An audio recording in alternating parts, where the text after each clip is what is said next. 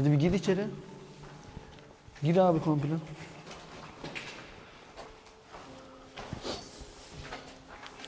Yemek şey lan. Kaç senelik ya? Işık tutsana.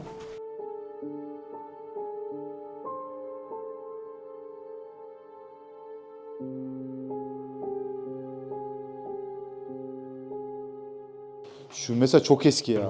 Ne bu? Makara, motor gibi bir şey. Nereden açılıyor? Burası Onu kim yarasa var? Yarasa var. Çık çık çık çık çık çık çık çık çık. Işığa gelmez yarasa. Yarasa var. Çık. Covid olmaya gerek yok. Yarası gördün mü yarasayı? Oğlum aşkım yarasalar da hastalık var. Gel şuraya da bakalım. Ora çok şeydi bu arada. Abi gitme oraya, gitme. Bir dakika bir şey diyeceğim. Hadi.